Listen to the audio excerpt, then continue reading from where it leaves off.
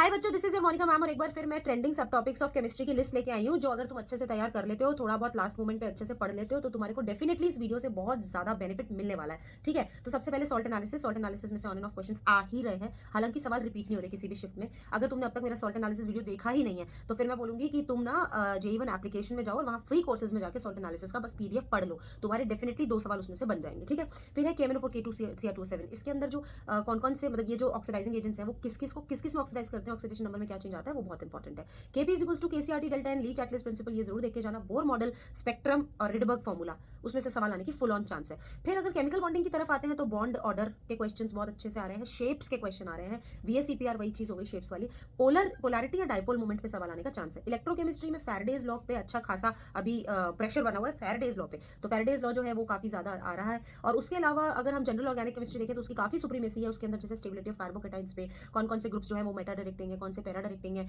इस टाइप से, और क्या क्या फैक्टर्स है जो कार्बोकेटाइंस या किसी और स्पीशी को स्टेबलाइज करते हैं, उनमें से काफी सवाल आ रहे हैं। ठीक है, तो जीओसी अच्छे से पढ़ के जाना है क्योंकि उसमें से मल्टीपल क्वेश्चन आ रहे हैं और IUPAC नोमेनक्लेचर में तो हर शिफ्ट में क्वेश्चन आ ही रहा है। ठीक है, एल्डिहाइड एंड कीटोन्स जो है उनके डिस्टिंग्विशिंग टेस्ट आपको बहुत अच्छे से देखने हैं। एंड इनफैक्ट अमीन्स चैप्टर में भी डिस्टिंग्विशिंग टेस्ट आपको बहुत अच्छे से देखने हैं, क्योंकि यही 2 चैप्टर्स है जिनके डिस्टिंग्विशिंग टेस्ट ज्यादा आते हैं। मैं फिर भी आपको टेस्ट के नाम बता देती हूँ। फेलिंग टेस्ट, टॉलन टेस्ट या कार्बाइलमिन टेस्ट आपको बहुत अच्छे से देखना है। ठीक है, फेलिंग टेस्ट और टॉलन टेस्ट जो है वो आपके बायोमोलिक्यूल्स चैप्टर में भी काम आते हैं, जहां reducing and non reducing sugar में हम डिफरेंशिएट करते हैं, तो वो भी आप अच्छे से देख करके जाना।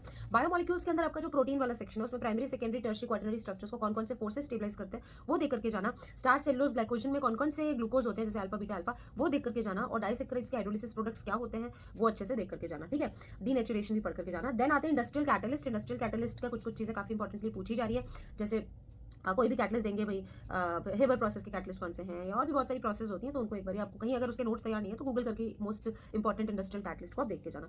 SN1 SN2 रिएक्शंस पे रिएक्टिविटी ऑर्डर या और भी तरीके से सवाल आ रहे हैं। SN1 SN2 के काफी क्वेश्चंस देखने को मिल रहे हैं। देन कोऑर्डिनेशन कॉम्प्लेक्सेस में किसका मैग्नेटिक मोमेंट 0 है या नहीं है वो देखने को मिल रहा है। जैसे डायमैग्नेटिक लेंथेनॉइड्स पे क्वेश्चन आया था, और मैं DF ब्लॉक में बोलूंगी लेंथेनॉइड्स की सबकी एक्सेप्शन, सिर्फ एक्सेप्शंस की बात नहीं करी मैं, सारे के सारे लेंथेनॉइड्स की इलेक्ट्रॉनिक कॉन्फिगरेशन तुम एक बार तुम देख के जाना। ठीक है, मोल के क्वेश्चंस बहुत ईजी आ रहे हैं। मोल फ्रैक्शन की डेफिनेशन बेस्ड क्वेश्चन है एंड छोटे छोटे से मतलब एक हल्की सी बैलेंसिंग करो और फिर वो सवाल तुम निकाल दोगे। ठीक है, इजी मोल क्वेश्चंस आ रहे हैं। एक्सेप्शंस P ब्लॉक में से हर एक में पूछे जा रहे हैं। एक्सेप्शंस भी बड़े इजी हैं, जैसे कि आपका ये नाइट्रोजन फैमिली के अंदर कुछ कुछ एक्सेप्शन हो गया, या मेल्टिंग पॉइंट किसका ज्यादा किसी कम है, बोरॉन क्यों बड़ा सॉलिड मतलब हार्ड है, क्रिस्टलाइन ज्यादा क्यों होता है, मेल्टिंग पॉइंट ज्यादा क्यों होता है, तो उस तरीके के छोटे मोटे एक्सेप्शंस जो है वो पूछे जा रहे हैं। ठीक है, देन उसके बाद में ऑक्सीडेशन स्टेट से रिलेटेड सवाल पूछे जा रहे हैं जो कि केमिकल बॉन्डिंग में गुजरे, और जैसे कुछ CrO5 मान लो ऐसा मॉलिक्यूल, या कार्बन सब ऑक्साइड मान लो, जिनकी ऑक्सीडेशन स्टेट में जरा बहुत फैलेसी होती है, दिक्कत होती है, यानी कि उनकी वो ऑक्सीडेशन स्टेट होनी नीचे वो निकल करके आ रही है। जैसे CrO5 की क्रोमियम +10 निकल के आ रही है, वो नहीं होती क्योंकि स्ट्रक्चर होता है उसका बटरफ्लाई वाला, तो वो स्पेशल टाइप के स्ट्रक्चर्स है, उनको जरूर देख करके जाना। और फास्फोरस एंड सल्फर के ऑक्सो एसिड्स के नाम और उसके स्ट्रक्चर्स जो एटलीस्ट NCERT में गिवन है उनको भी जरूर देख करके जाना। ठीक है,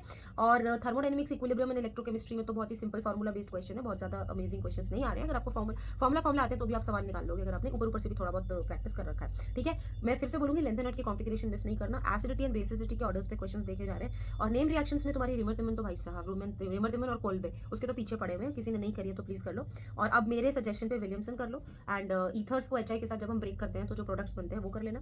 एल्डोल कर लेना, कैनिजेरो कर लेना, स्टीफन कर लेना, रोजनमन कर लेना, वुल्फकेशनर कर लेना, क्लेमेंसन कर लेना। रिडॉक्स की बैलेंसिंग थोड़ी बहुत प्रैक्टिस करके जाना क्योंकि उस पर भी सवाल बन रहा है। ठीक है, lowest and highest freezing points colligative property में कि भाई अलग अलग कॉन्सेंट्रेशन देंगे तो आपको ये पता लगाना है कि किसका हाईएस्ट फ्रीजिंग पॉइंट है या किसका लोएस्ट फ्रीजिंग पॉइंट है, किसका हाईएस्ट बॉइलिंग पॉइंट है। तो वो क्वेश्चन बहुत इजीली हो जाते हैं अगर आपको बेसिक फंडा पता है सॉल्यूशंस का, क्वालिटेटिव प्रॉपर्टी का, कि भाई जितने ज्यादा मोल्स होंगे या जितने ज्यादा मॉलिक्यूल्स होंगे उतना ही उनका क्वालिटेटिव प्रॉपर्टी मेजरमेंट ज्यादा आएगा। ठीक है, ट्रांजिशन मेटल कॉम्प्लेक्सेस में जो कलर आते हैं तो किसमें कलर है किसमें नहीं है, कोई कोई ऐसे सब्सटेंस ऐसे कंपाउंड्स होते हैं जिनके अंदर अनपेड इलेक्ट्रॉन नहीं होता है फिर भी वो कलर्ड होते हैं, तो उन पे भी सवाल पूछे जा रहे हैं। जैसे कि आपका KMnO4 हो गया, उसमें कोई इलेक्ट्रॉन नहीं होता, चार्ज ट्रांसफर स्पेक्ट्रा से कलर आता है, तो ऐसी एक्सेप्शनल चीजें जरूर पूछी जा रही हैं। ठीक है, बस मेरे हिसाब से इतना ही। एंड हाँ, P ब्लॉक के अंदर जो आपके हाइड्राइड्स ऑफ नाइट्रोजन फैमिली हो गया, ऑक्सीजन फैमिली हो गया, हैलोजन फैमिली हो गया, उनकी सारी जो NCERT की टेबल्स हैं प्रॉपर्टीज वाली, जिसमें मेल्टिंग पॉइंट कवर होता है, बॉइलिंग पॉइंट कवर होता है, वो अच्छे से आप देख के जाना। तो ये सारी चीजें आप प्लीज इंश्योर करें कि आप देख के जाना अगर आपका पेपर अपकमिंग शिफ्ट में है। And with that wish you all the best and I love you all.